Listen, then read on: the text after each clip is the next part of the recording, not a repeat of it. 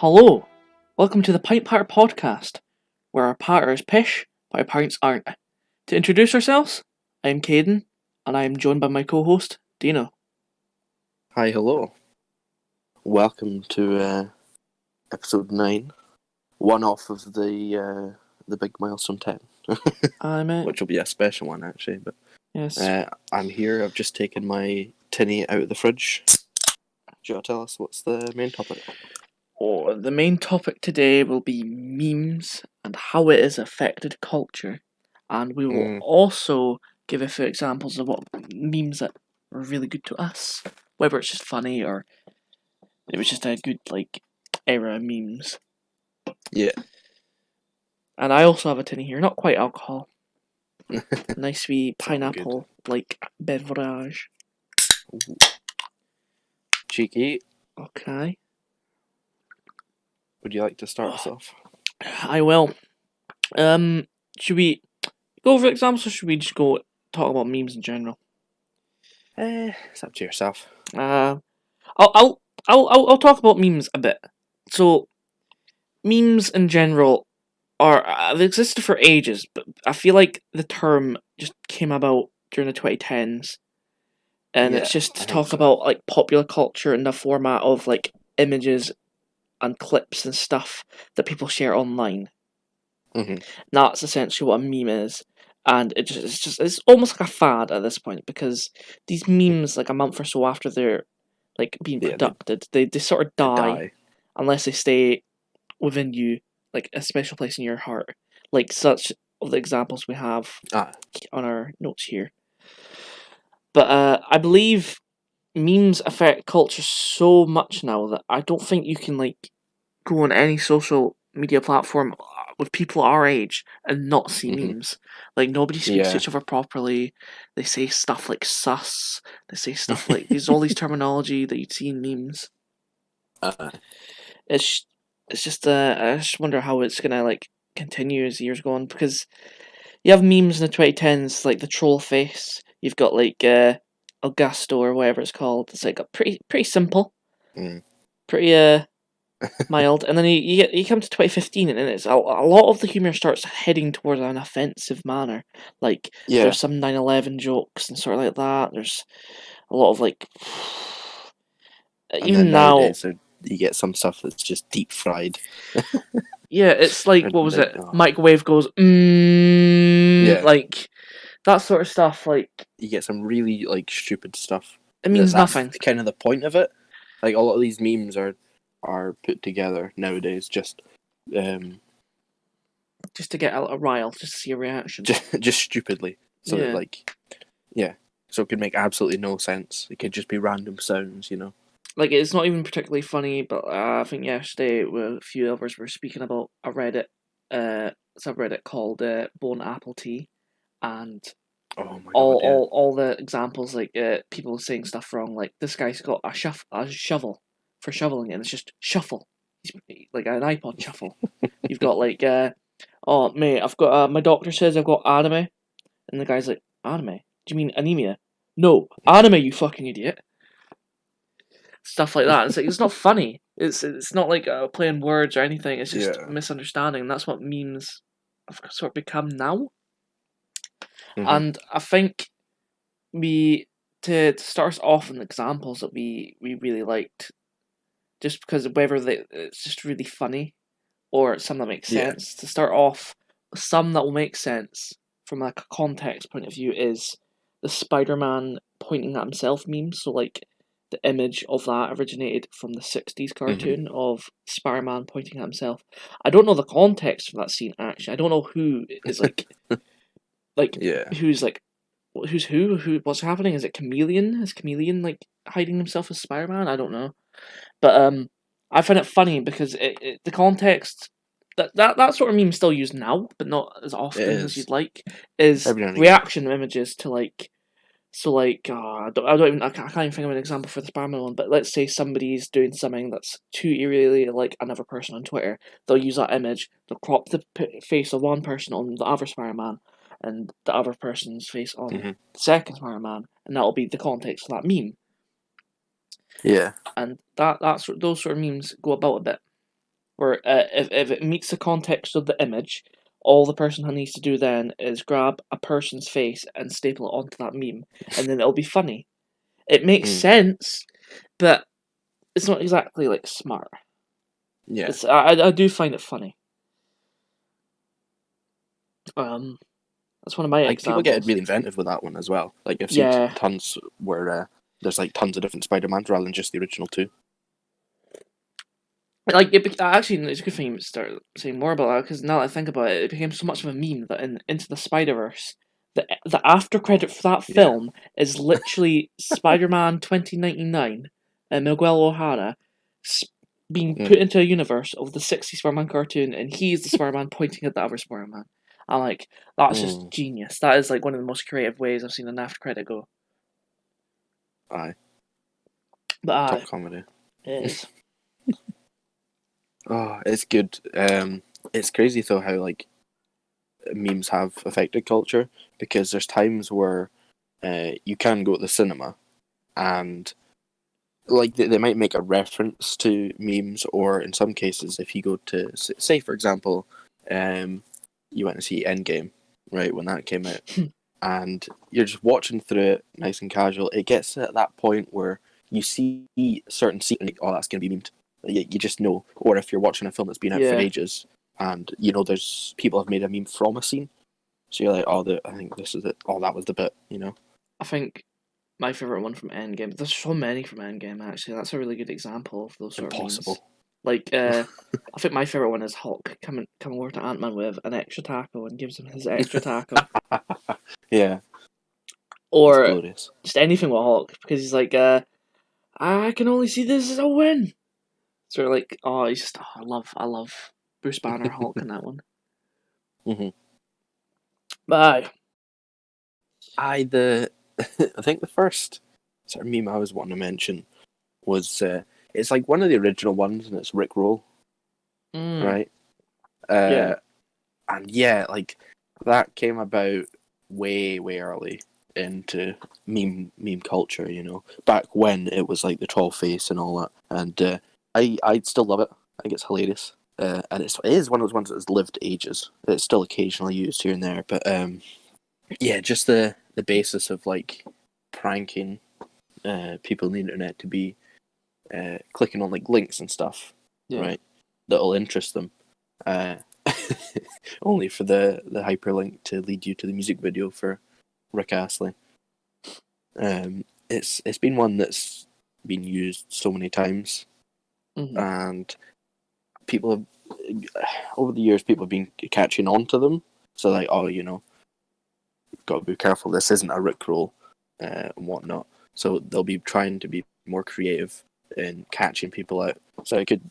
I think originally it was a case of the link. It'd be like a link, and then they started adding it into actual videos itself, where they would start the video off as like the real thing, and then just cut to the music video. And I think everyone knows the start of that song. You can just hear it. It's affected so many people. But yeah, I think a lot of memes as well nowadays, and just since then, there's been tons of essentially variations of it. So, for example, like the most newest one would be that "Get Stick Bugged." Oh my! You've seen that one? God, I love that one. Oh, that took me off guard. I don't like. It's funny, but not in like I laugh out loud sense. It's just really enjoyable to watch. Yeah, the actual bug itself. It's like, what? Yeah, because it's not like edited to make the bug moving like that. It's just an actual stick bug moving like that. It's natural. Just out of nowhere. Or you get the other sort of variation of the Rickroll, which is actually it's the porn audio. Oh no. that's essentially that kind of basis where it's baiting you into watching something or clicking something. That's why I never have my audio. Yeah. Oh, I keep the audio down. Utter betrayal. I think one of the glorious things about the Rickroll is it happened recently. I think it was this year on Reddit. Rick Astley himself was doing a AMA, and tons of people were putting this and that. And I think someone put, what was it? They put,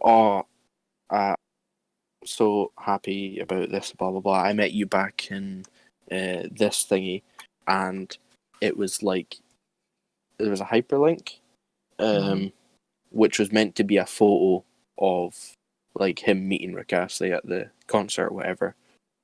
And that mad lad actually managed to rickroll Rick Astley himself.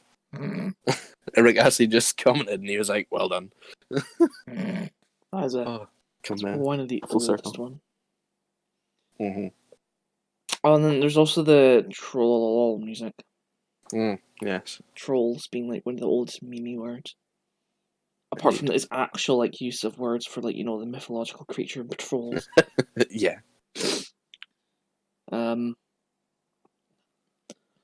I've got another example, which is very recent. Well, I wouldn't say recent. I know, like, whenever a meme has a video where something goes wrong or something bad happens in the video, sad music will play over it. So you'll hear like the stock music for like something bad happening. I don't even know if it's like a song I've heard in something, but recently, memes when doing that sort of video have been constantly using anime sad music, and it's come to the point where I don't think I'm hearing a video that isn't anime sad music instead of just sad music now, and I enjoy it, but I get so aggravated because it just shows I'm a fucking weeb for knowing like, oh, it's the Berserk guts music where it's like doing the like fucking vocals. Yeah. But that's a really simple and more recent one that I've got on my list. And it's simply just to show like how like specific memes can get, and there's subgenres like you no longer just get sad music, because there's so many like sad music you can get in meme videos, like the Tokyo Ghoul opening, the Berserk. You got fucking Naruto in there somewhere. You got Hunter fucking Hunter. You'd hear the Hunter Hunter one on the the moon meme where it's like it always has been, and you hear the fucking Hunter Hunter music, man. Well, it sets you off anytime you hear it. It really does. Something in my brain I just get instant dopamine and start laughing. I think it's just because I recognise it. That's why. Yeah. It's probably the biggest part of it.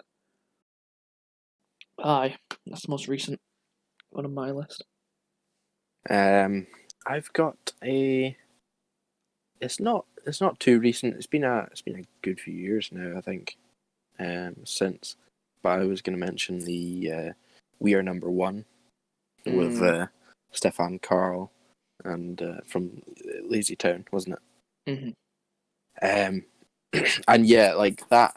I feel like that's quite an iconic meme as well because of how huge it became in the community of just people who enjoyed memes and people who made them, and the subreddit like dank memes. Yeah, because it came out in 2016. Like that was when it was most popular.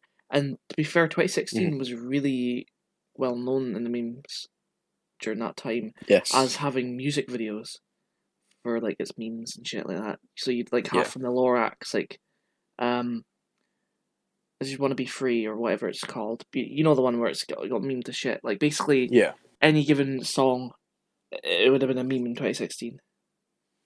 But the number one spot for that meme in 2016 would be your number one.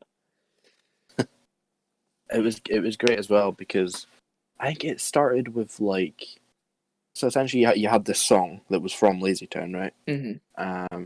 And I can't mind if it was just like people started editing them, so it was stuff like "We Are Number One," but it's sung by Big Shaq, or "We Are Number One," but sung by Waluigi. We Are Number One, but you hear Carl Weezer wheezing. Oh, yeah, stuff like that. So people were making tons and tons and tons of edits, and Stefan Karl himself like came out and he was like, "Oh, I love all this stuff." You know, he was enjoying it, and he was encouraging people to like make more, right? So he sort of like became part of the community because of this meme that started going about, and so people started jumping on him more and like, oh, Stefan Karl's amazing, you know. And I mind Stefan Karl did like a live a wee reunion thing. Yeah, he did like a wee reunion with the people who made the song and people who sung it. And he did it like live. He performed it, which is amazing. And it's obviously really sad since I think during the meme thingy, he got diagnosed with cancer, and it was terminal. It was terminal For quite a while as well. Yeah, that's the like crazy thing was because of the whole like community like being behind him and supporting him and everything. I think it just gave him this like extra boost to kind of fight it for much longer than expected, you know. Did he not beat it at one point, but then it came back? He went into remission. Like, he went into remission from terminal cancer. But I think it just came back even stronger. Well, I don't think it was something that I think it wasn't even so much that it got to him and he couldn't fix it. He just decided that he didn't want to fight anymore. Yeah. Which is really sad, but it's his own decision. It's a sad tale, but it's one that goes down in memory, you know. Yeah. Did you ever actually watch Lazy Town when it was airing? I think I caught the odd few episodes. Because I feel like it was that show that would be on Boomerang and that sort of channels. I remember like catching a wee bit of it when I was younger. And I remember like that wasn't the only song he had that was actually quite not tuney, but it was actually quite catchy. And it's the Your heart, it's like, yeah, I mean, it's we are pirates or something like that. I never got memed as much, but like he had some bangers. Yeah, he was a decent actor. Yeah, as well. Top 10 villains of all time. Don't need to say top 10. He's number 1. He is number 1. In our hearts. Would you like to move us on? Aye. My next one is a bit more broad, but I enjoy it. Is memes have affected us as a culture. Really, all cultures have been affected by this, really, and it's just any fandom, any given fandom nowadays. So it could be a supernatural fandom, it could be an anime fandom, it could be a fucking Marvel fandom. On Reddit, or chock-a-block for anything you follow. So like one I follow on Reddit is called Free Folk, which is the Game of Thrones Reddit, and it's for memes, specific memes. And my example are memes from for and from fandoms, and the amount of joy you can get from like finding it funny because it'll be memes that have context to do with the show, which makes sense. So like another one I follow is the Stardust Crusaders, which is a JoJo shitposting meme Reddit. Yeah. There's like so many of them. I don't know if you like follow a few, like sort of like meme Reddit ones. I think a couple, but I don't view them too often. I'd have to like go through my Reddit again and find them. I think there's like Facebook pages for these sort of stuff. I know my brother. I don't know if my brother follows it, but he would have probably seen a few posts from them as well. But it's funny stuff. Generally funny stuff you'll see. And memes you'll always get, because if you know the show, you'll get the meme. Because the memes are to do with the show and the context of the show. So they'll always be funny, or at least you'll get them. That's why I really enjoy memes from fandoms. Because if you like that fandom and you understand the lore, the story, the characters, then it'll be funny. I really enjoy that aspect. That you can just go and find a group of a show you like, and it'll most likely be like funny things for it. However, it depends. Like books I like Darren Shan, they're not nearly big enough to have a fandom warranting that sort of stuff. So they have to like be moderately popular, unless they're like some sort of cult classic. And this has been going on for years. Like these fandoms have been going for years. It's just now they've collected a new, like a more modern form of like entertainment. That's what I've got to say about that. Another one from yourself. Oh, yeah. My next one is actually from Advanced Warfare. Wait, is this what I think it is? And it's the press F to pay respects. Is that from Advanced Warfare? Yeah, it is actually. I always see people debating what it's from. I don't know why. I never expected it to be Advanced Warfare. I always felt like it'd be like Modern Warfare. It was Advanced Warfare. Because it was at a funeral. Yeah, it was in the campaign, and I mind playing it. And yeah, stuff happens in the missions you're doing, and one of your guys dies, and I think I can't remember if it's the same mission, but I think you lose your arm as well, like in that mission prior. So at the start of the next mission, it's at a funeral, right? And essentially, you go up to the casket and you pay respects, but for some reason the the internet just grabbed onto that, like with the PC controls, it's F. So people started latching onto that. So any time now that something happens that's like sad or that, people will be like, press F to pay respects, and you'll see tons of people putting like F in the comments. It just became an absolute meme. But it sort of evolved after that, so it's almost always there. If someone does something, people just put F. Like Twitch streamers as well. There was recently even the whole Tim the Tatman thing in the Fall Guys. Yeah. He was trying to win a game essentially. So anytime he would get to a final and lose, you would just look at the comments, and tons and tons of Fs would just appear. It was glorious. It was the same for. I play D&D with a few folk every so often, and so obviously the whole point of D&D is you roll dice to get like a good chance at doing something. So like a high roll, you'll do that thing that you're intending to do. A bad roll, you don't, and you might even injure yourself. And whenever somebody rolls a 0 or like a fucking red numbered one, every one of us just puts F in the chat. Nobody says a thing that sometimes, but all you need to see is that first person put F in the chat, and everybody just follows like a sheep. And it's just, it's just unanimous bloody fucking roasting, basically.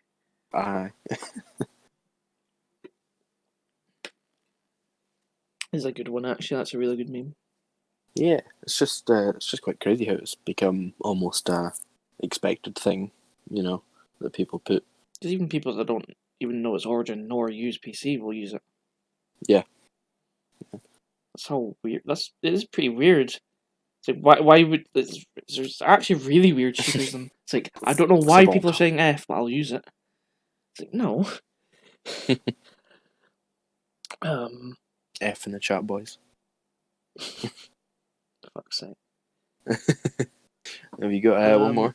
I've got my last one. It's one I'll generally always chuckle at. It's like I've never watched the show that the guy's from, but Skeletor memes. So he's from He-Man, and he just sounds like this. Yeah, I'm Skeletor. And I love that sort of voice, and I just love all the memes I see from it. Like so you'll see something oddly like kinky or that on Twitter, and people are expecting to go, "Oh, it's disgusting," or that, and you'll see the odd one meme picture saying, "Ha, joke's on you, I'm into that shit," and it's just a picture of Skeletor, and it's just any given time that you see a picture of Skeletor with any text. It could be literally any text. I'll just laugh at it because it's Skeletor. It could be any meme. Oh, I just love it. It's a very simple reasoning. Yeah, I think wasn't Skeletor and like He-Man sort of. Did they not like one of the first memes with them was the whole "Hey Yay" song? I don't know if Skeletor's in that meme video, but He-Man's like one of the original fucking ones. I don't even know if it's edited actually, if it's real or not. It's like, hey, Yeah, I'm yeah. pretty sure Skeletor sings in that bit. There's like one line that he has. I can't remember. But yeah, it's good. You've seen what was it? Who is it that does the Skeletor adverts now? Skeletor adverts? Yeah, have you seen those? I have not. My God. Let me type this in real quick. Yeah, that Money Supermarket. They they started doing. Yeah, have you not seen that? They started doing No. adverts with He-Man and Skeletor, which What? yeah, again, it just sort of I'm adds to seeing it. What the fuck? it. That's from Oh, 2017. Oh, they're old. They're well, not they're old, kind but of old. they're recent. How have I not Mm-hmm. seen those? Oh, I just remember seeing that for the first time on the TV, and I was like, "What's happening? why have they done this?" It's random. I noticed something like Yes, I think it's adverts are genuinely a just bit. like old 80s and 60s cartoon memes that get me. Mm. Because when I was mentioning my first example of like Spider-Man pointing at, there's so many Spider-Man 60s memes. There's so Oh many yeah, like there will be. Spider-Man sitting in the chair with all the fucking pictures around him of him. Or Peter Parker sitting on his bed reading a book, and it's him just, like squinting at the book, being like, "What the fuck?" Oh yeah, that's great. It's always funny because there's so many memes that they they come about like years after the source was made. It always takes a while before like the it gets memed. I think the most modern equivalent of that would be SpongeBob, where it was about 10 years after a lot of the moments happened that it started getting Mm-hmm. memed, starting like 2015, 2016. So, like, I think one of the funnier ones for me, from SpongeBob, would be the Cave Bob or whatever his name. Oh my god, yeah. Uh, SpongeGar was it? yes, SpongeGar. That's the one. Just those sort of memes. I think the most stupid one is the one where I think it's a more recent SpongeBob episode one. It's from as well as where SpongeBob was doing a chicken dance that was memed, and it was memed so Mm-hmm. much that in the rehydrated or rather remaster of SpongeBob game, the popular one, Mm-hmm. Battle for Bikini Bottom, I think it was. Oh yeah. If SpongeBob is standing idle, one of the cycle animations that'll go through it is the SpongeBob chicken dance. So it's been memed so much that it's been added. See what memes do to fucking culture, man. I know. Just my God. Aye, the last one I'm gonna mention is more. It's more of like a platform for memes. Like a lot of memes were fucking born from this, and it's Mhm. Vine. You remember back in the day when Vine was all talk. Yeah. Everyone was jumping on that and making, and it was a good one for like a lot of original stuff. And even nowadays, you get YouTube compilations that are of vines. You know, it's still very much part of meme culture, and yeah, like you get absolutely tons, and you get tons of because they're just I think it's like 6 or 7 seconds long each vine. Yeah. Then there was like the odd guy who Yeah, somehow like glitches it out. but because it was short, it made for um quite like just quick humor. So obviously you had the mainstream stuff, Mhm. right? So you get sort of like TikTok is now, right? You get your dancers and whatnot and all that, but then you get some of the if you go a bit deeper, you find all of the really funny shit. Um, and there's tons of vines that are so memorable as well. Mhm. I mean, back in the day, when we were both on it, um, we would jump on it and we would like search through like tons of accounts and Tags. that, and Yeah. we would like them, and then we'd be like, right, check my likes. Oh yeah. And we would just keep going back and forth like that, just finding tons of stuff. And it's a shame that Vine shut down. Mhm. Obviously, it was I think Twitter bought it, and then after a wee while, they were just like, nah, we're gonna That was the closest. during the meme era of all the offensive memes as well. Mm-hmm. With all the V-Nazis and all that. It was really stupid that they closed Vine down.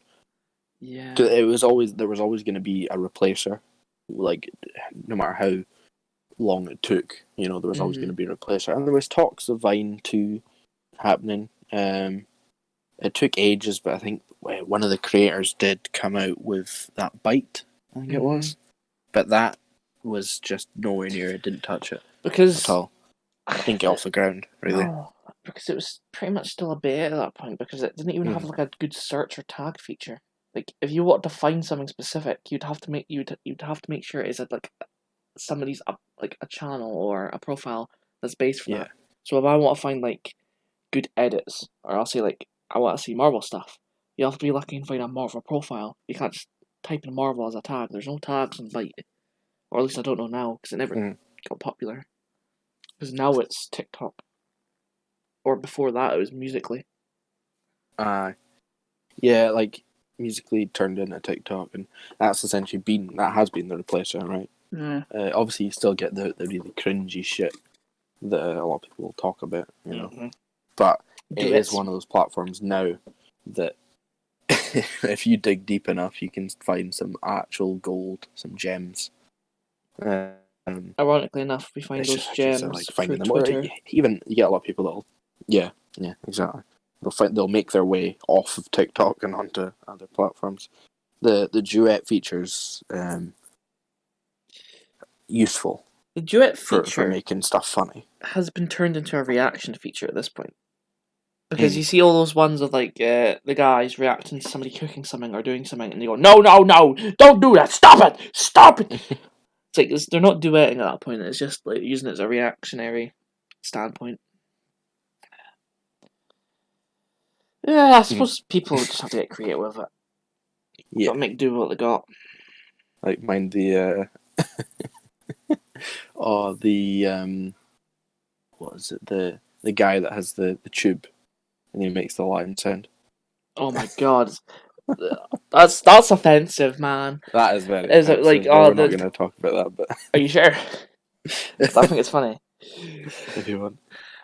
It's not that funny, but like the context of it just makes you laugh because of how horrible it is. Is the guy is duetting this girl or guy who's like saying, "Oh, I was in Africa and on a safari ride, my sister got out of the car and got mauled by a lion, blah blah." And he's obviously like seeking like attention for being sad, which is just sad. Yeah. If it's true, it's sad. And the guy on the left is just like laughing. He's going, "Ha ha ha! Ha. It's a lion!" Making noises like that into a tube. Something like that, and you're like, bruh. And then he starts going, "Yeah, yeah," like a baby. He's obviously good at impersonations, and that's just the pure shock of a guy doing that. It's really funny to me. Savage though, actually savage. That's part of offensive memes, is the savageness and just the shock of it. Yeah, it's just God. My God. Alas. Yeah. I think that finishes us with the main topic then. The main topic leads us on to general talk of it, which being favourite animals. Would you like to start us off? Oh yes. One of my favourite animals is also my spirit animal, and it is sloths. Right? Now, sloths, I find are so funny. Like you see some obviously they're really, really slow, right? And there's tons of photos and stuff like that of them smiling. Just their wee smile on their faces, both cheeky and a bit creepy sometimes. Yeah, that spawned a meme in itself, didn't it? It depends on the picture. I think so. Yeah, that spawned a meme in itself, didn't it? The creepy face being like it's supposed to be derogative of being rapey. That was a bit weird. Sloths aren't like that. They're a bit mouldy. because their fur is matted to have mold in it. And I think it's I don't know if I think it's to help them camouflage a bit better in the trees, because I don't know if you know this fact about them, but they climb down the tree to take a shit. They don't shit in the trees. They go down the tree, which takes a long time, to take their poo. I don't like saying poo. To take the shit. Poo. It's such a fucking weird word. It's like moist at this point. But they go down. They take their number 2, but that's when they're most vulnerable.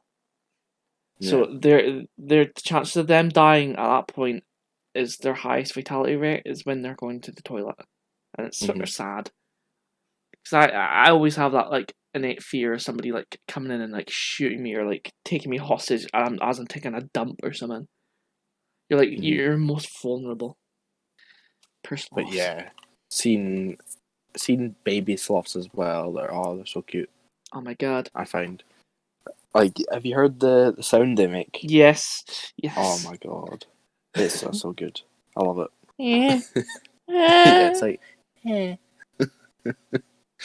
Oh, it's glorious. But yeah, like a lot of them have really, really cute smiles and cute faces, and they're just slow. They don't really bother people. They're quite friendly. They're quite. You say that. I think they have slightly poisonous claws. I think. Yeah. So they're slightly dangerous to humans. I think if you're not careful. I'm not sure.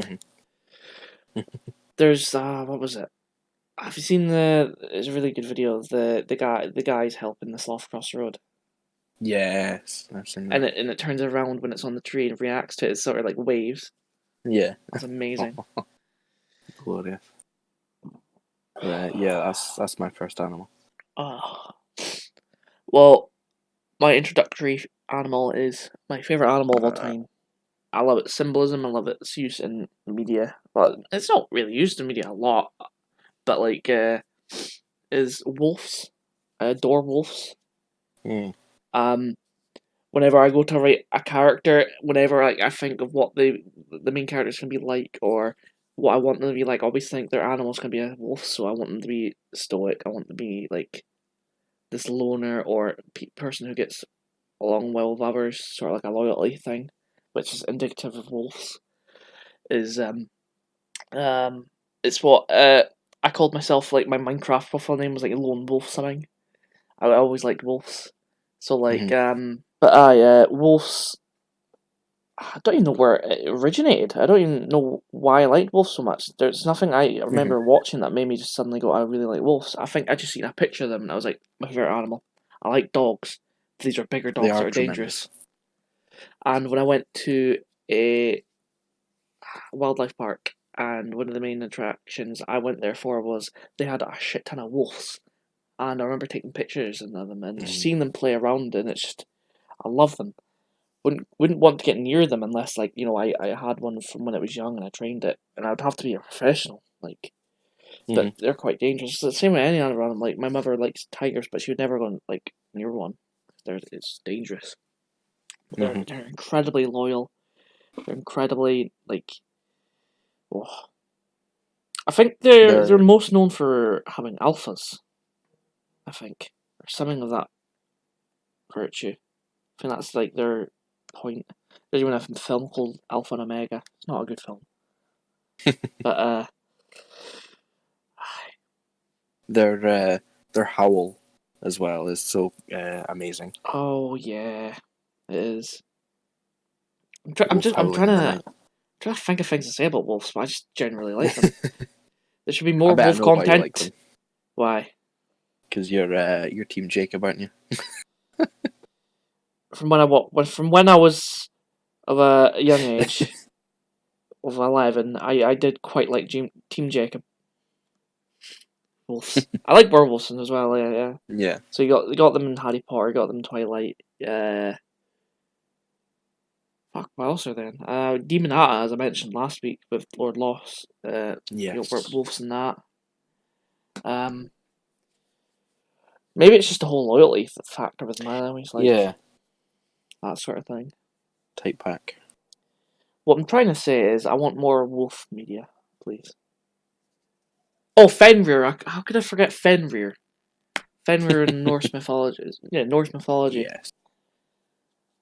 Big beauty of a thing.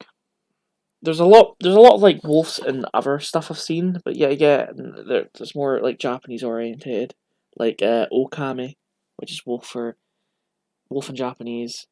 Mm-hmm. It's a popular game as well, okami. It's like the white and red dog wolf thing. Aye. But that's what I'll say for wolves for being my favorite animal. I just really like them. Well, the thing about this topic as well, which we forgot to say, is it can be both like actual animals or it can be fictional animals, right? So it could literally be something from a show or film or anything like that. So my next one is actually Sonic the Hedgehog.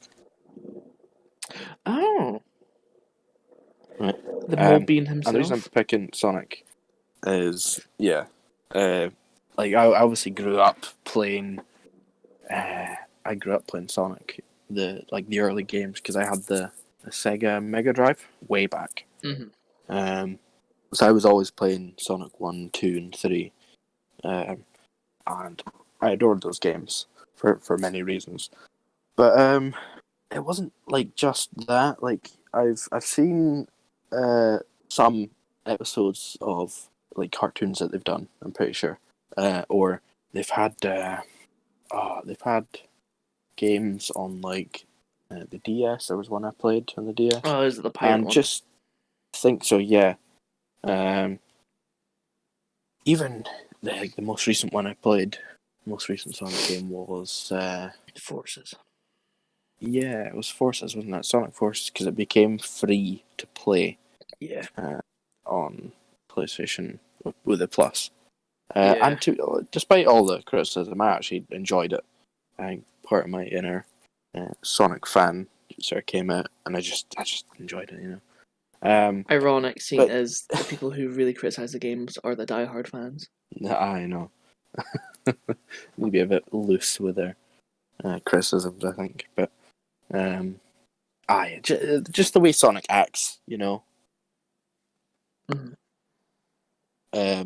kind of, I don't know, I just find him enjoyable.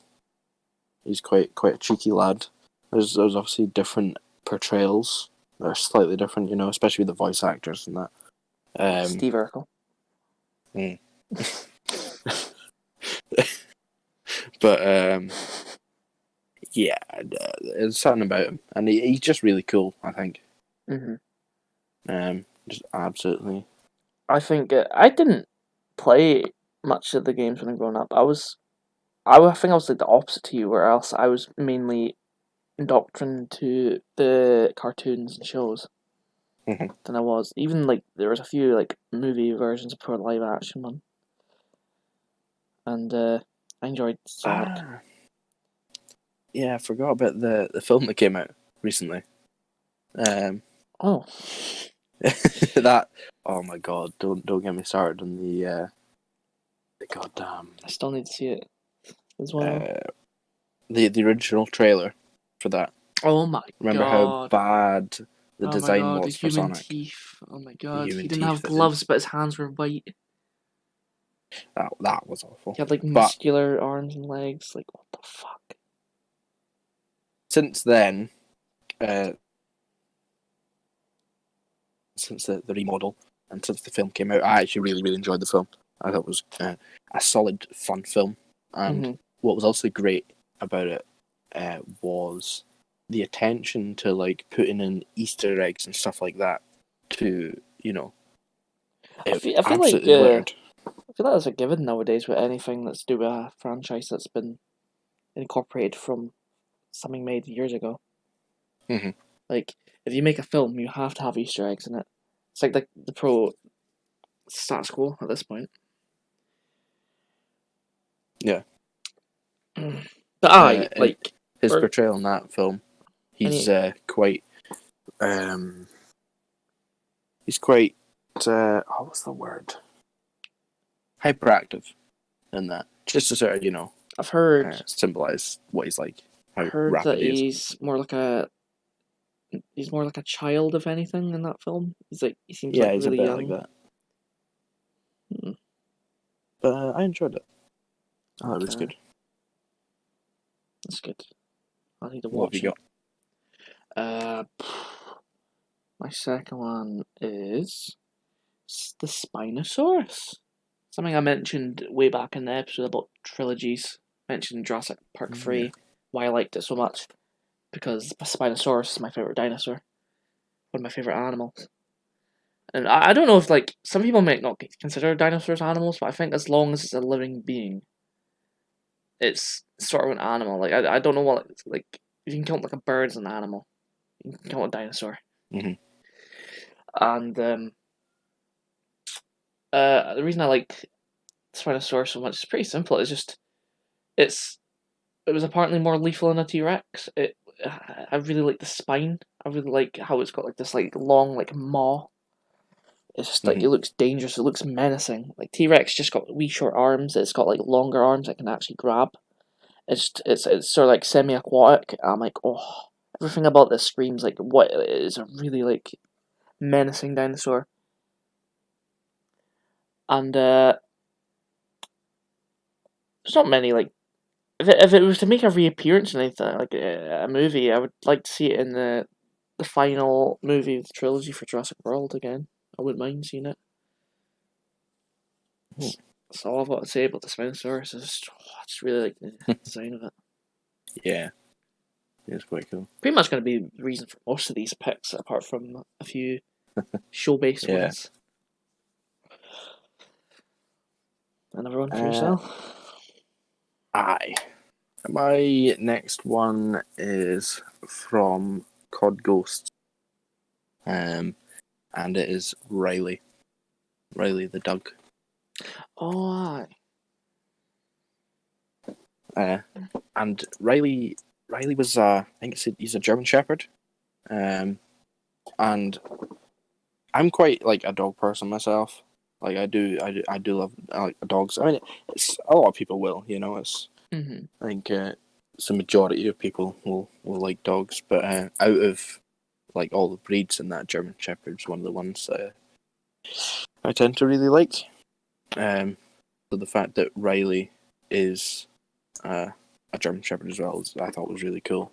But yeah, he was from Cod Ghost, and he was almost one of the main characters, I guess, because you could play as him as well as like send him like while you're playing as your own character. I remember playing the demo. Yeah. You can send him to like go attack people or watch like a location, all that sort of stuff, Yeah. And yeah, like Riley, there's something so cool about him, I think, in the game, and he was an absolute beast, just taking down tons of folk. Okay. But it would have been a cliche had a bit of spoiler, but if anyone hasn't played Ghosts, but it's been out for so long, it would have been a cliche if they did kill off the dog, and it's been done in like tons of stuff already, with like I Am Legend as well. It's a soft spot, but I think if they did do that, it would have been a bit of a cliche, but yeah. Riley was fantastic throughout the whole thing. Ah. How about yourself?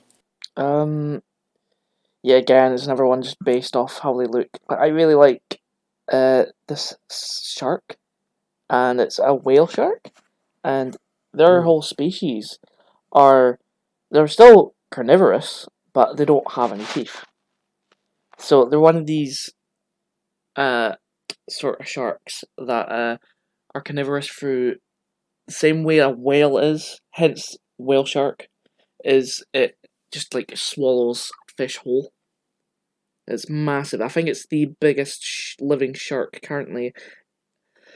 Yeah, living shark, opposed to like the extinct megalodon shark. That thing's fucking massive.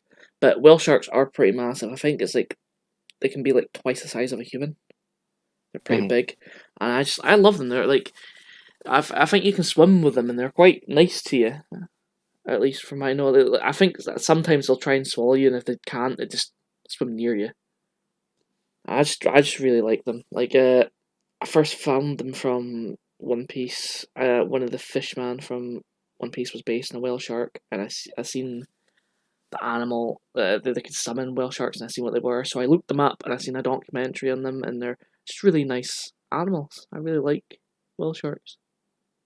Mm-hmm. Decent. I think it covers my like favorite like aquatic animal. Yeah. Thinking about the ones that I've included, I don't think any of them are aquatic. Which, considering how many aquatic animals there actually is, and how many there will be that's like undiscovered, you know. Like what was it? Like we haven't discovered more than 10% of the ocean or something like that. That's crazy. It is crazy.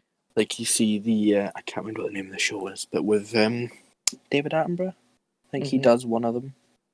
But yes, it's so fascinating as well, isn't it? Like there's so many aquatic animals I could have put on this list, like octopuses, not dolphins. I used to really like dolphins, but after figuring out what they do, they're weird. Quite smart though. But octopuses, like specifically like the blue ring octopuses, I really like love the way they look.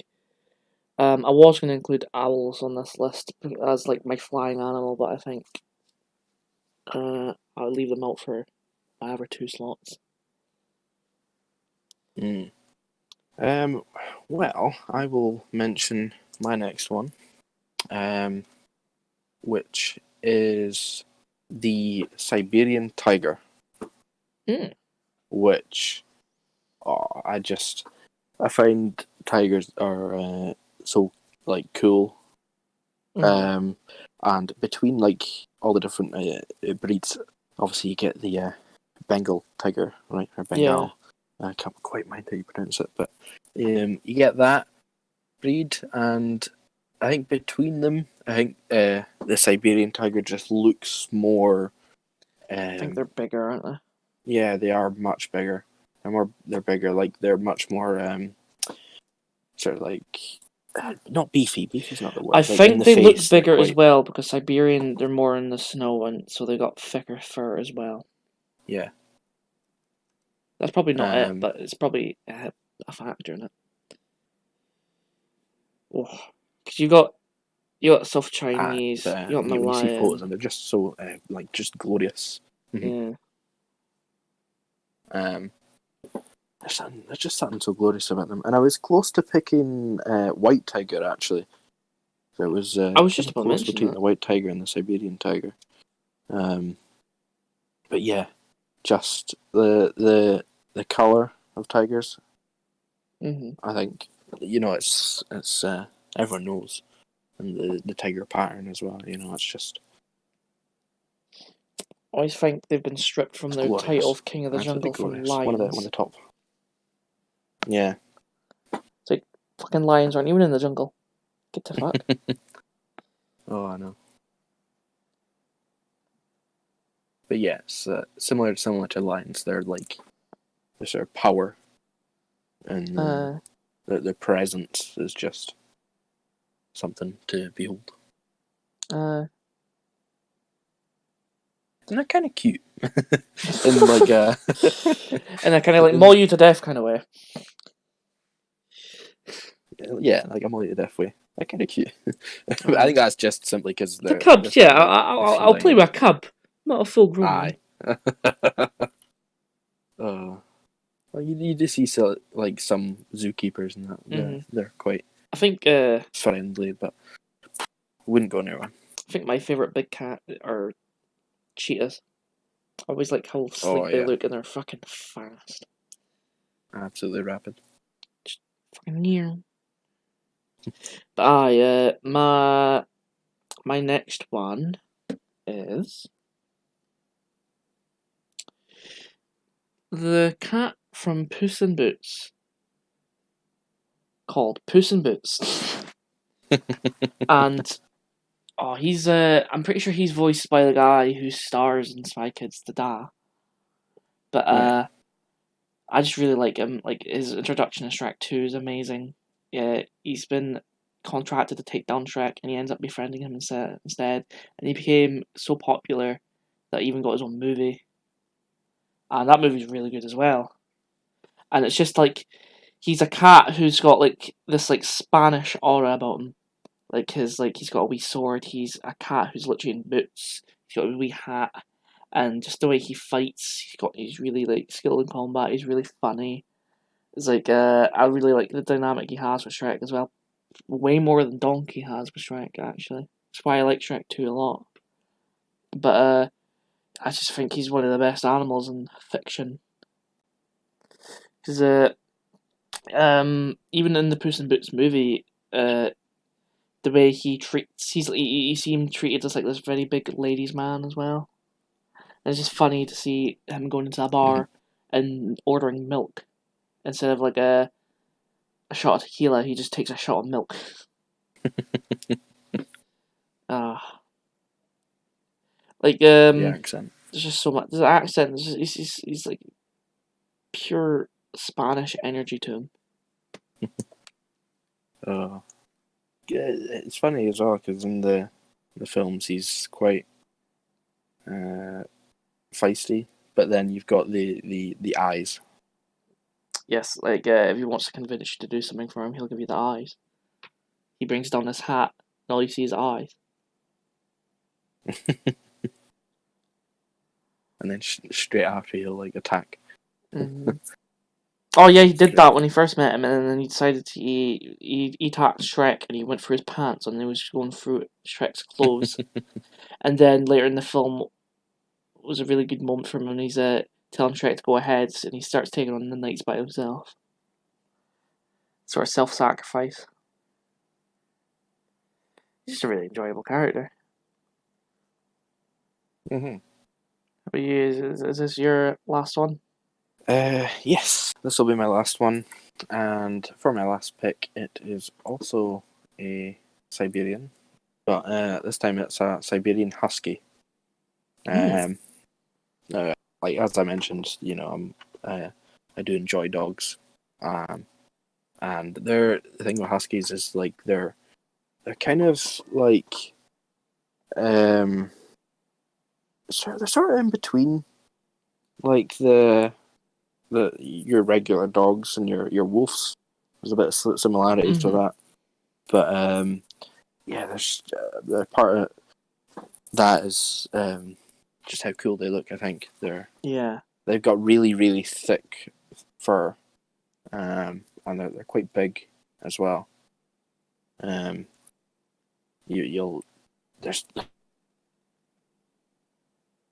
films as well, where it's like they're quite popular and quite popularly known for being like sled dogs as well. Yeah, like, you'll see them in like pack of 4 or 5 leading a sled, but just generally, I think there's something about them that's so just beautiful to look at. Yeah, exactly. So my favorite breed of dog for me is Dalmatian. Primarily because of the movie 101 Dalmatians. Sing about the patterns and all that. Mm-hmm.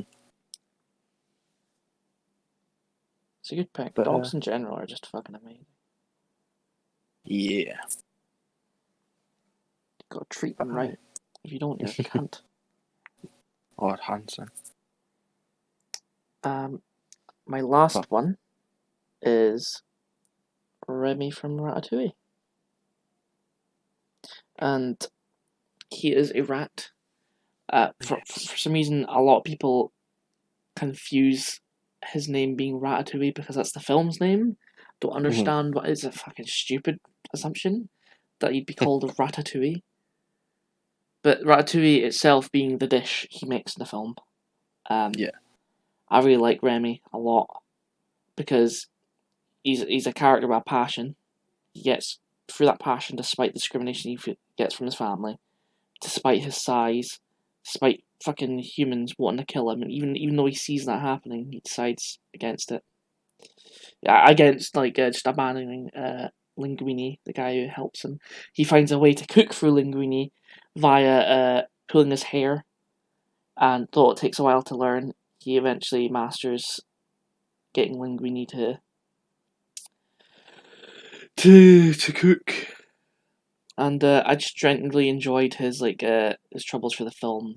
Like he tries to show his family there's more to food than just finding it through trash. You've got to experiment, try the strawberry with cheese together, and you'll find a new flavor. You've got got to be more subjective with food.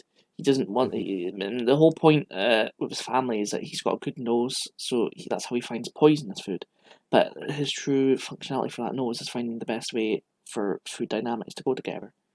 And I really enjoyed that part of it. And I think generally rats are actually quite cute, and they're actually really nice pets to have, apparently.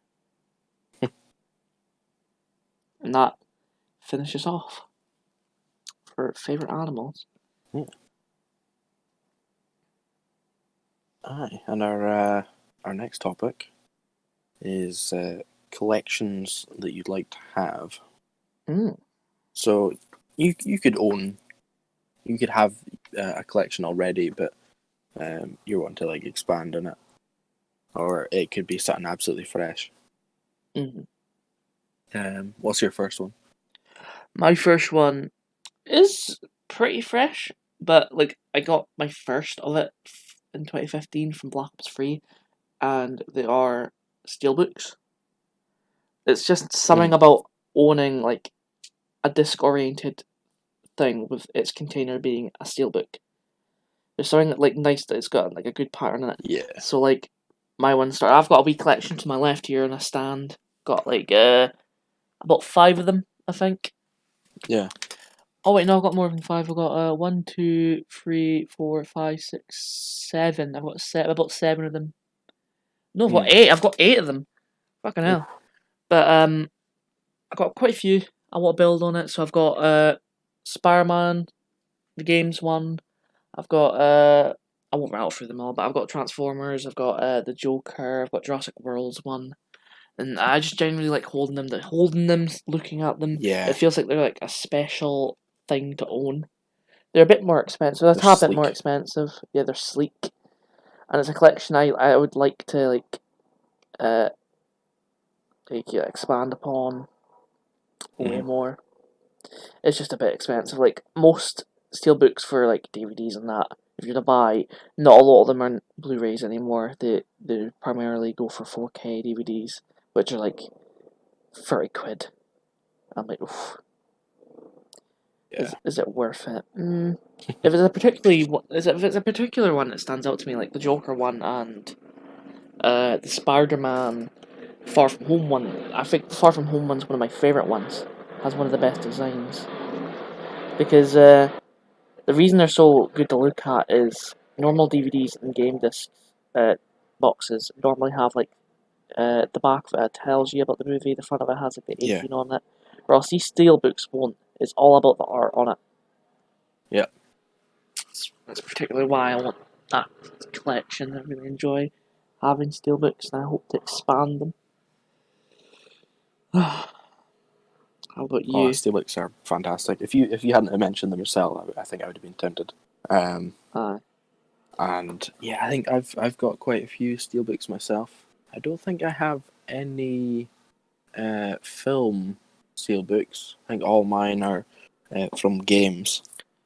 And yeah, I think 4 out of 4. Is that 4 I have? Yeah, 4 out of the 9 steelbooks I have are film ones. That's decent. Yeah. But I like you say the art that goes onto them. Oh my god! Some of them are just so nice. Chef kiss. Oh, absolutely. So anytime I see a game that's got a special edition and it offers a steelbook, I am taking that edition. HMV's definitely really good. The ones I've got is Borderlands and Wolfenstein and whatnot. Yeah, they are. But I'll move on to my first one, and it's one that I currently have a pretty big collection of so far, and it's vinyls. And obviously, like, I'm a big music man myself, and amongst many people who love music, vinyls are currently, I'm pretty sure they're outselling CDs. They won't be outselling like Downloads. digital music, and that if it does start to outsell that, that's absolutely impressive. Like, Jesus, but there's been a Impressive. bit It's of a downright impossible. yeah, pretty much, yeah. But there's been a bit of a rise for vinyls over the last however many years. It sort of came back into fashion, like collecting them and whatnot, and just owning them. But a lot of the vinyls that I do own are very old. You know, I've got some classics. I've got a lot of Beatles ones. Some of them from the year that they came out. You know, Pink Floyd ones from the year. Blah blah blah. All this. But there's just, for me, there's just something satisfying about owning the music, like, physically, just having a physical copy of something that you love, right? So anytime like new music comes out and I'm like, oh my god, that's amazing, you know. If I really like the piece of music, then I'll go out and I'll grab the vinyl for it, just so I can own it. Yeah. And a lot of them do come with like digital downloads inside with the codes and whatnot. But yeah, there's just something about them that's special, like hearing them being played as well on a record player. And it's almost like the steelbook version of music, really. Yeah, I guess. And with some vinyls, like, you obviously get the classic black, right? But a lot of musicians and like bands and artists, they've put out like actual coloured vinyls. So you get like see-through ones, you get pink ones, you get red ones, you get this and that. Yeah. And some of those are even more like rare, more wanted. It adds that level of rarity to them. Like, for example, I can't mind who did it. It might have been Architects. I think Architects did them, where they had like 5 or 6 different types of designs, and like sort of like paint patterns, you know. And every single vinyl is individually different, because it's just sort of dipped in and done and pressed, you know. So I'd like into the actual design of them. I think one of the ones I have is like it's like a gold, sort of goldy grey color. And yeah, you won't find another one that's the exact same pattern as that, because they're all just made differently, which is, you know, adds a level of uniqueness to them, and it's quite special to just own them for yourself. Yeah. But that's my collection, my ever-growing collection. There's always new stuff coming out. Yeah. These are really hard ones to think about. Like, I like hat collections. Like, I have a few snapbacks that I want, and I'd like to like own more, but they're quite expensive. But well, not expensive so much as like I'd rather not spend like 20 or 25 quid on a specific hat that I might not wear a lot. But a collection I do want to expand upon a lot are like graphic novels or comics and manga. And one of the things I want to get when I get like a good job is I'm gonna buy this manga collection, and it's like there's like 3 box sets. So the first one's like volumes 1 through 20, I think it is. Oh yeah. Second one's volumes 20 to 40, and the last one's like volumes 40 through 60. And it's that sort of stuff I want. I want to own like this physical box you can put down and open, and there's like 20 odd books in one, 20 odd books in another. Same with comics. I want to collect comics, any graphic novels in general. I'd like, so like when I move into like another house, I'm gonna get this big bookcase that I can put all this stuff on, I just like look at it and be like, I can pick this up and just read it and it'd be sick. And it also gives like an idea of people who come into my house what my taste in fiction is. It's good to have. Mm-hmm. And it's not something I currently actually have a lot of. Like, I have the few odd like graphic novels. Like I have Death in the Family. I have quite a few comic books from the 80s and 70s of Batman. They're mostly Batman, but I've got like a Naruto Volume 72, which is the final volume. I've got a Full Metal Alchemist Volume 1 from one of those boot sales I got years ago. My brother gave me his volume of Attack on Titan. So I've got a few like manga oriented stuff, which would be good to like finish off collections if I like think of like collecting them one day. Oh yeah, definitely. It's something I really want to expand on. Most all the three things I've chosen for this. That's the thing about collections as well. Is some of them can be very costly. Yeah, So, I'd say these are like the most costly of the three. For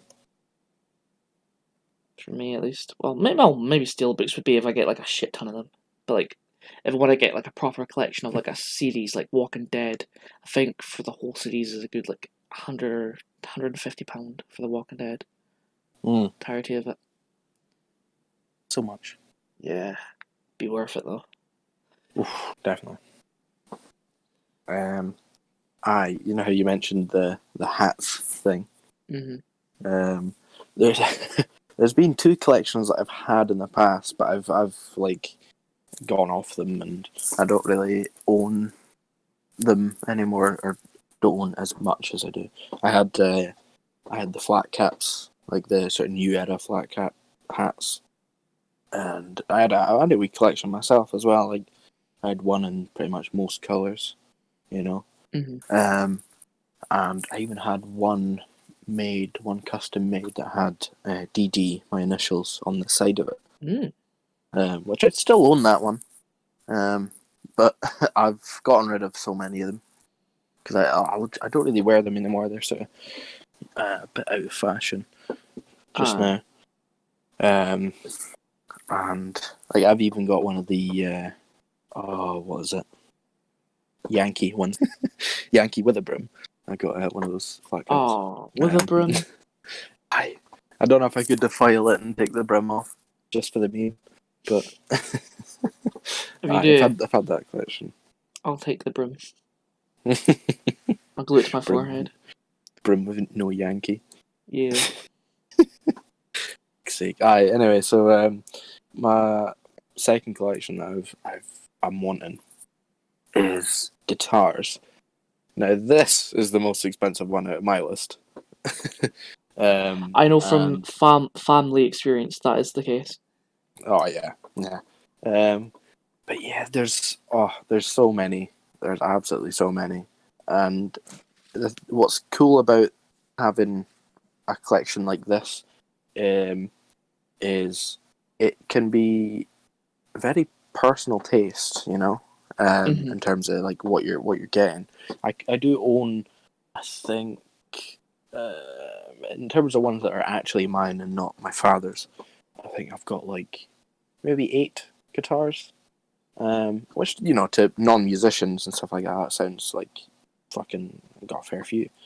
But once you start getting them, you know, you just want more and you want more and you want to try out different brands and whatnot, you know, different companies. And yeah, like it's one of those ones that I, over the course of many, many years, you know, I'll start picking up little purchases here and there. Because like all the ones I do currently have, they all serve like a different purpose. They all have their own unique feel to them and whatnot, you know. Yeah. So I've got, I think most of them are in different tunings. So I could pick up one guitar and play like quite soft stuff, you know. It's quite melodic stuff, and then I could pick up a different guitar and it'd be like fast, you know. It just depends. So to sort of expand on that and have sort of variations of similar guitars. Like one of my favorite ones is the Fender Telecaster, and I could have a collection of just those types of guitars. Genuinely, like I think the one I've got just now is Squire, and it's like a butterscotch with maple neck, maple fretboard. Yeah, you'll get tons.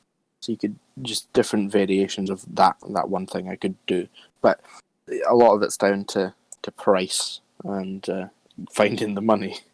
You know, Yeah. if I was fucking rich, then it'd be a lot easier to have just a massive rack of the tons of stuff. You know what I mean? Yeah. But I'll slowly work on it, and hopefully not spend too much. It's one of those that'll take maybe years to like finally tune your Try to collection. be wise with it. Yeah. Oh, definitely. Whereas my graphic novel one will be when I get a job once a month, I'll just buy a shit ton. Yeah. Like the way I manage my money, it'll leave me like a good £100 to do freely with, so I can just buy that collection I want and work on the collections I want to get once per month. Mm. Eventually, I just wouldn't have room for them though. I'd need more storage. Yours, like they don't take as much space as mine would be, but they're way more costly. I know, because my old room used to be filled with guitars. Aye. I can just imagine. Should I finish off my end then? Yes, so you got one more then. These are eerily similar to steelbooks, but I feel like they differentiate enough that I can still include them as DVDs. Just general things for movies and TV shows. Like, I don't have any TV shows I have in DVDs, but I would like to. I think I almost bought Only Fools and Horses a few times before, because it was cheap enough that I could get like the whole of the show. That's the more expensive way to go about getting DVDs, is going for TV shows. So like, I think the entirety of Game of Thrones on DVD Blu-ray is like £100 odd or £89.99 or something like that. And I think Supernatural for You was quite expensive. Oh yeah, because that was like season 1 through to 12, I think it was. Yeah. And I think when I do go for like TV shows, generally digitally is cheaper. So I'll just go for that, because I know Amazon and PlayStation will get a few shows. And it's annoying with DVDs is a lot of the TV shows I want that are older I can't get, like Static Shock or Beast Wars. Beast Wars I can get DVDs of, but they're only region 1s, I think, which is American only. So they wouldn't play in my PlayStation, which is region 2. I'd have to go out my way and buy like a region 1 DVD player. And I'd rather just own this. Maybe like, this is why I hope one day if I start my like TV collection digitally, that it will eventually be ported to digital. But as for like movies and that, I've started a good collection. I've got a 5 movie collection of Spider-Man, which is the Tobey Maguire films and the Amazing Spider-Man films. I've got Transformers, I've got Into the Spider-Verse, I've got Logan, Joker, Far From Home, Jurassic World, Endgame. Like, I have Shazam that I've not got right now. I've said Joker that my brother's got right now. He's been meaning to watch, and I'm wanting to expand that even further. Like I've got Hunger Games somewhere. I lost that somehow. I don't know fucking where. I didn't get to open it, so I had to watch that digitally. I had the Alien films that I opened and went to watch, but I had to stop due to a certain somebody. And then somehow I think my grandmother had them last, and she somehow lost them. Or I had them somewhere in a bag and I can't find that bag. And I don't want to buy it again, because I think I got that one on a deal. So hopefully I just find that collection one day. But it's definitely a collection I want to expand on, like, a lot. Because having like a wee disc rack, not disc rack, but like a wee rack for all these films and stuff, and you can just like take one out and you know you'll like that and you can put that on one day, is something I want to have. Or else Netflix is full of movies, right? But not particularly ones you'll like them all. you'll spend hours looking for one you like, or else it'll be much easier having this like array of films you can just take out, and that's a collection I really want to have. Because I always find it difficult to watch something I'm eating. I think that finishes my end of collections off. Nicely done. Aye, so my last one is football tops. So yeah, I'm quite a big football fan, and No way. obviously, I've got my two main teams, right? I've got Arsenal, and then I've got my Scottish team, which is Motherwell. So a lot of the times with like each season, they like every club brings out new kits, right? So there's a lot of years where I won't get the tops because they're like it depends. It could be like 50 per just the one top, you know. So there's sometimes some seasons I might get the one kit and then I'll wait like a couple of seasons to get one of the like later on, you know. But mostly I just get the teams that I support, right? But yeah, I've always wanted to have like football tops from like it could be old ones that have come and gone, and you could have printed names on the back of them of like players. So I do own quite a few ones. Like I've got Juventus top that has like Nedved in the back, and I've got a Barca top. Can't mind the years of them, but that has Ronaldinho. But yeah, like there's been tons of good teams in terms of like squads. So from the past, so to have like the odd kit here and there with like names in the back, or even just kits that are really really nice. For example, the Nigeria had a really really nice kit from the World Cup 2018. So yeah, just have a collection of like all these types of kits, and because some of them it doesn't necessarily have to like follow the club, but just to have them I think would be nice to look at and whatnot, you know. There's a lot of kits I wouldn't get, obviously, for rival reasons, but yeah, there's tons of leagues. There's tons of players from all over that are just iconic. There's not too much really to say about that. But it's because part of it is it's kind of symbolic in like a point in time. Yeah, having these kits from like a certain year and like having a certain player on that back, it's like, oh, I remember that, or maybe I don't remember that because I'm kind of young. But there's an interest there, definitely. I think that closes off my collections list. Yeah, and moves us on to the last topic of today's podcast. It is things that will uplift your mood. These are obviously really personal things, depends on the individual, and we will go through a few of ours. I'll start us off. I think it's a really melancholy one, but it's whenever I'm in a bad mood or even just in a regular mood, something that will just uplift me immediately is being in my bedroom or being in a building with an open window, and you just hear the sound of rain, or it's just raining, and it just puts me in such a nice, relaxing mood. Just hearing the rain, it's just a little bit of like a bit of coldness coming, hitting you, and you're like, yeah, this is nice and relaxing. And it's especially, it puts me in such euphoria when I'm like in my bed trying to sleep, and it suddenly starts raining, and I'm like, yes, yes, yes, yes. But it's a very simple one. It is very, very soothing. Yeah, I know there's a lot of people that do also share that, but There's there's a been the odd lot of occasion that others. I've had that myself. Yeah. And it's almost it could happen like any time of the day, but I find when it's at night as well, Mm-hmm. It's quite great when it's done because it's quiet as well. You know, it's not like tons of cars going about and whatnot. It's just nice rain. Yeah, it's not the same for snowing.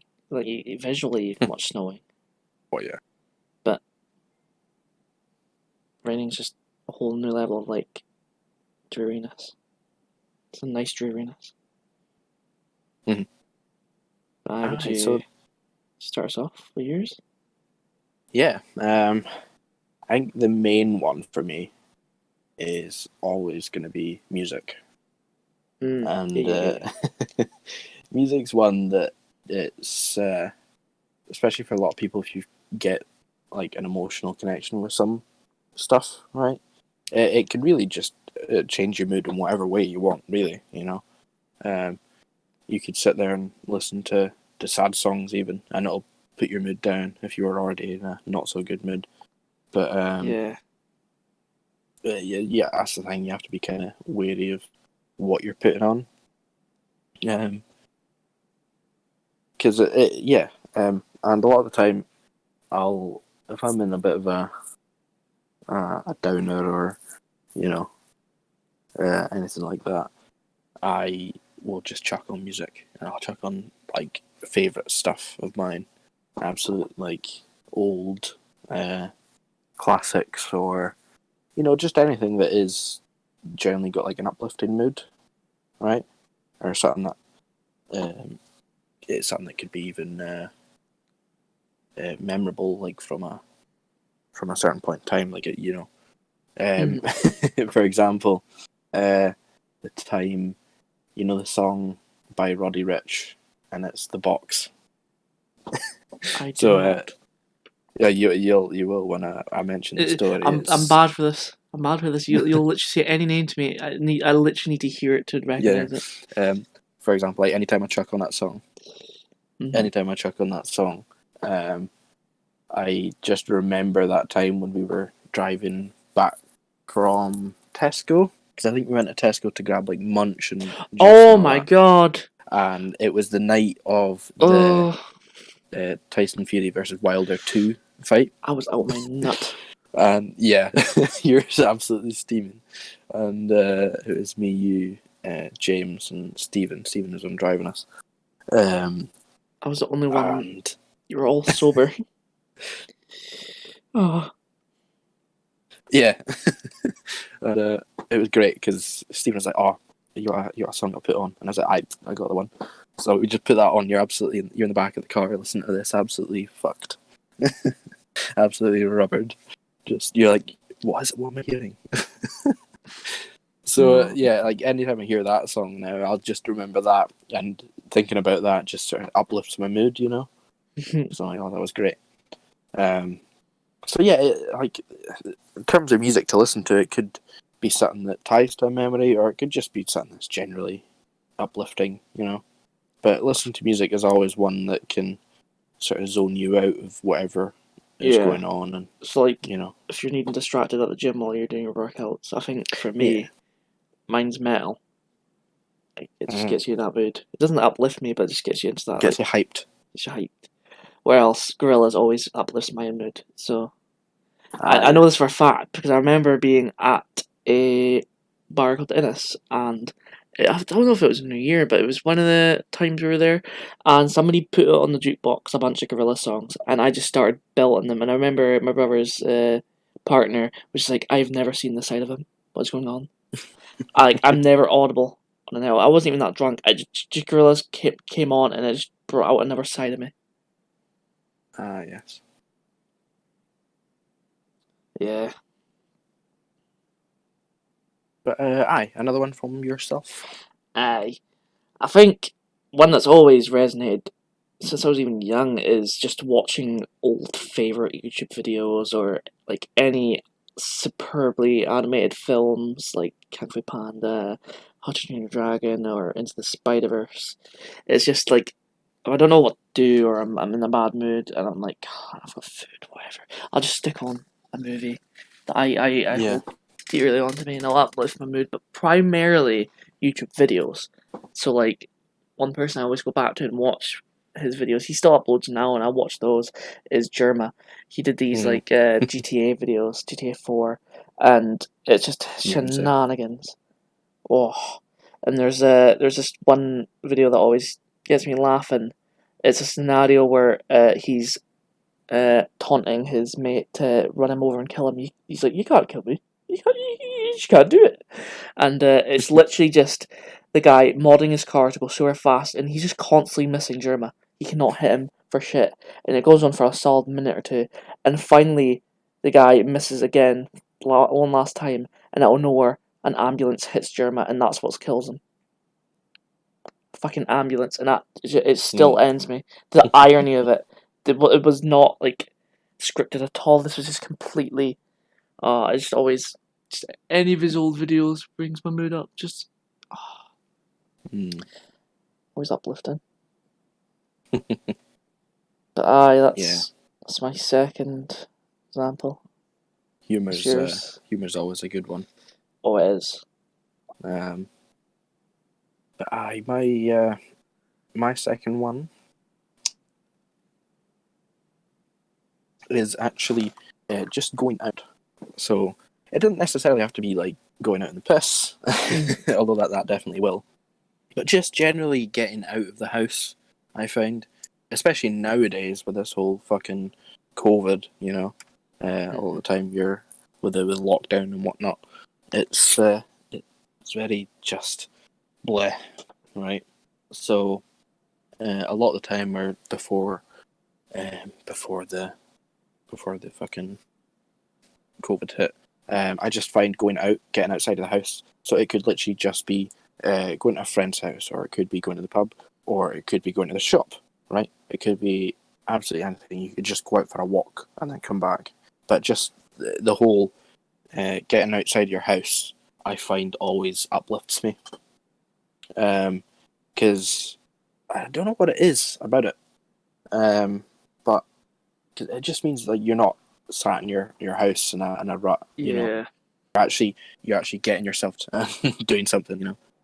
Whether it's just something mundane or a proper day of something. Yeah, I really resonate with that actually. And that's why, like, a lot of the time I'll try and keep busy with plans. So I'll plan this and that.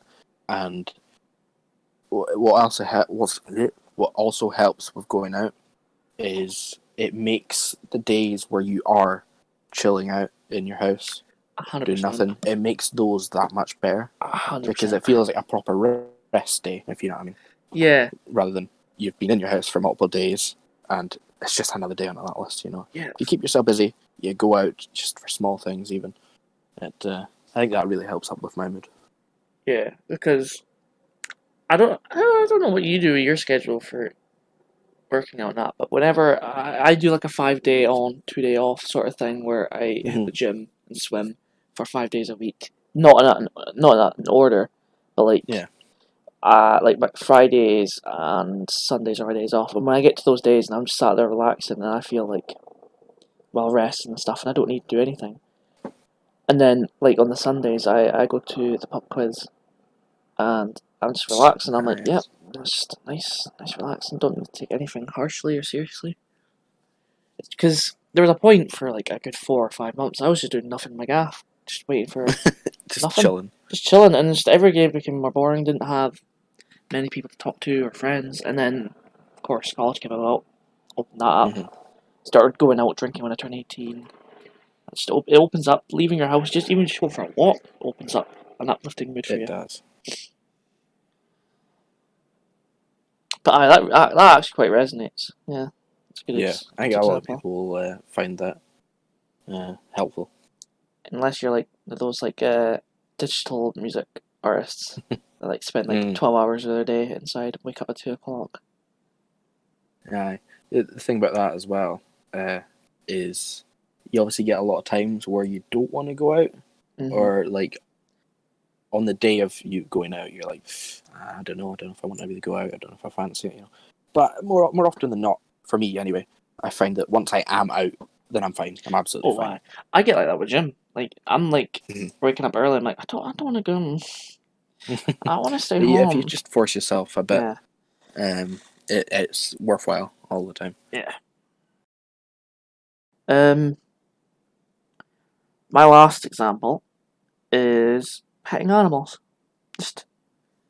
I think it's a scientific fact that when you just pet animals in general or just touch them, it releases some sort of nice feeling in you.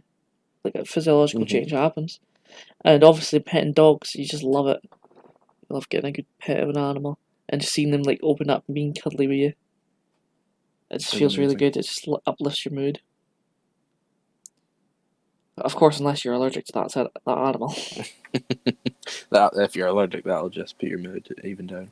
It's like those folks that like, even though they're like allergic to dairy products, they're lactose intolerant, they'll still eat it because they love it. I just imagine those folk that are just like getting bad rashes and their petting animals like, go for the pain, go for it. Lactose intolerant. Yeah. I pet animals. Absolutely so adore animals, and just petting any animal, just uplifts my mood. Even just seeing animals being petted. You see them enjoying the pet. If you're in a shite of a mood, just go out to a fucking petting zoo. That'll sort you out. Even just looking at animals, like, see, whenever I was the the retail park, I would go to Pets at Home just to go look at like the rabbits and all the wee animals and stuff, the chinchillas and all that. Amazing. It is. That wraps myself up. What about your show? Well, my last example and the last of the whole podcast. It's the gym. Yes. And it doesn't necessarily have to be the gym itself, but just the general, the whole just exercising, right? I'm pretty sure that is actually, I think it does release endorphins. Yeah. In your body. So, yeah, just generally exercising, and obviously a lot of time beforehand you might be like, can't it be arsed, you know? I think everyone gets like that. But if you just get up and you just exercise, just do something, you know, you always feel so much better afterwards, and it's productive, right? You feel productive, you feel satisfied, and in the case of like us being like going to the gym quite regularly, there's a level of progress that you're constantly working towards, like a goal. So doing an exercise or doing a workout is just a step.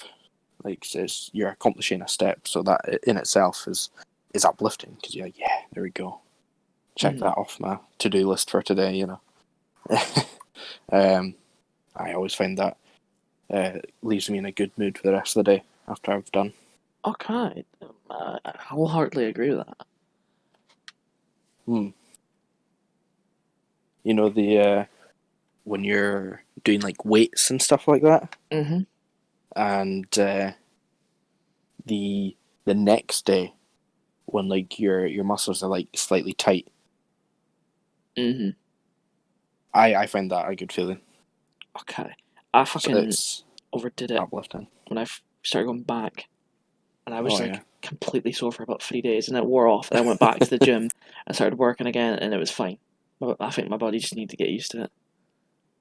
But once your body starts adjusting, getting used to it, and you're slightly putting strain on yourself, you're getting tired in that. But by the end of the workout, you're still able to move and stuff, but you feel tired at the same time as you've had a good workout. But it's what they say is no pain, no gain. That's exactly it. Okay. So that wraps us up, I believe. Does it not, Dino? Yep. Thank you very much for listening.